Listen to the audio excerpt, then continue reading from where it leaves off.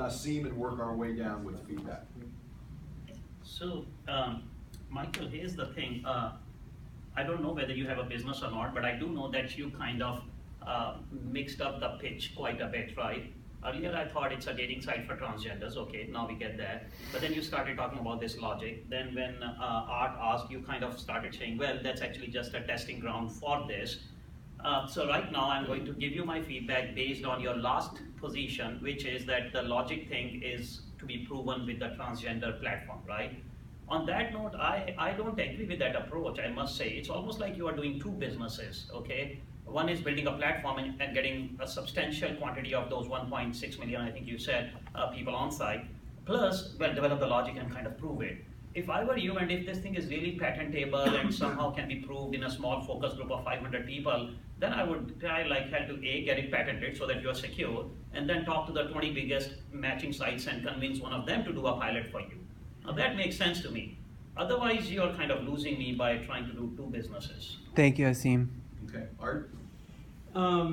Frankly, my comments might be a little bit tempered from Asim's, but I share some of his confusion about the two businesses that that you're in and so forth.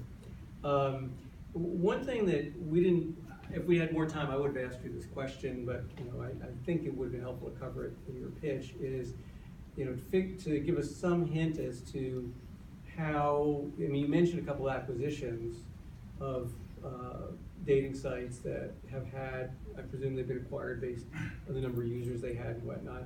But since you wouldn't be selling on that basis, ultimately, you'd be selling based on the value of your algorithm to the acquirers. I think it would have been helpful to give us some hint as to how that might be valued and how that might lead to a valuation that would accrue to your company on exit. Thank you, Art. Tony? I actually don't have much to add besides what Asim just said, that given the kind of value that you're creating, it's very difficult for us to assess because you don't have that algorithm running out there right now. So the fact that usually we can ask things like, well, how many users do you have and how active are they and so forth, which you seem to have some traction there. That's very impressive. And by the way, I loved your presentation, your energy, your enthusiasm. That was great, it came through. But you do need to focus on what is the value that you're creating. Is it 12,000 users, which is kind of the traditional way, in which case you're competing against 342 other, I don't know what the number was, but you're competing against hundreds and hundreds of other companies.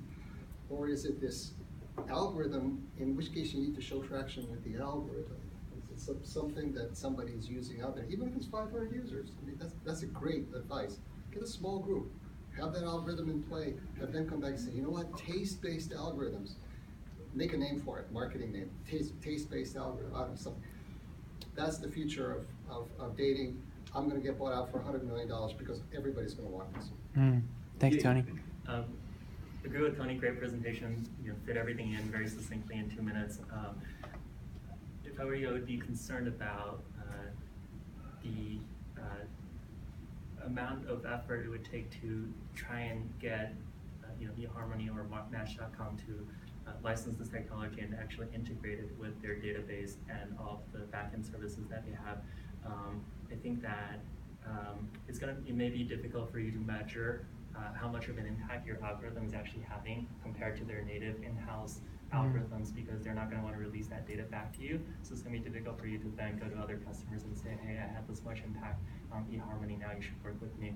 I also think that of the 380 dating apps out there right now, many are probably startups that probably aren't in a position to afford to license your technology. So there's only maybe a couple of dozen players who can actually license that technology. So it's a fairly you'll have to be very careful about who you sell to and try and close as many of those deals as possible.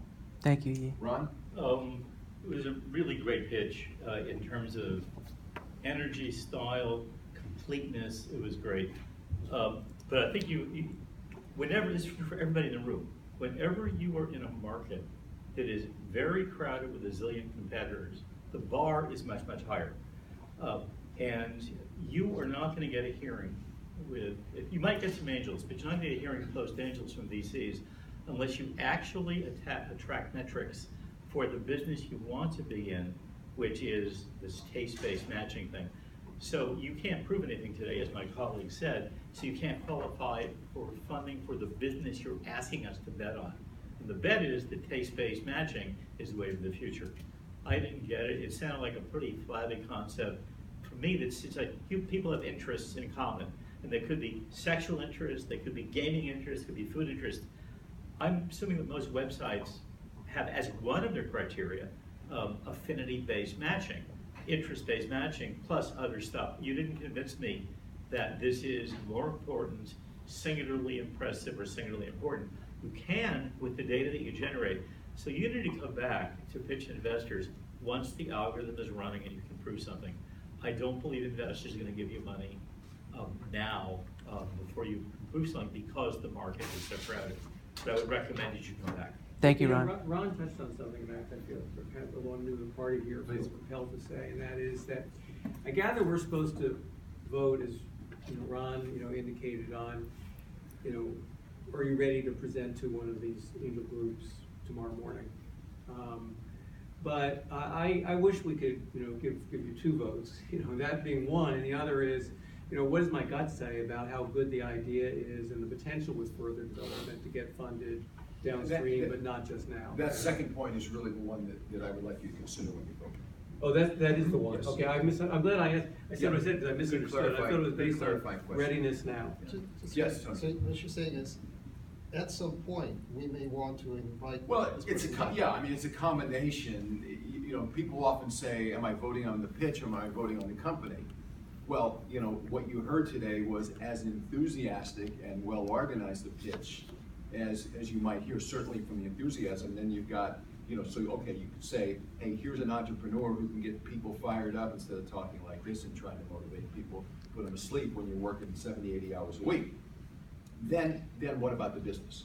Can the business may not be ready now, but does it have some potential? So it's subjective. Thank you. Okay, so if you guys will give some thought to your vote, you've got the cards on your table, and on the count of three, hold up a card. 5 is high, 1 is low. 1, 2, 3. Okay, we got 3, 3, 3, 12, and 2 is 14. Thank you, Mike.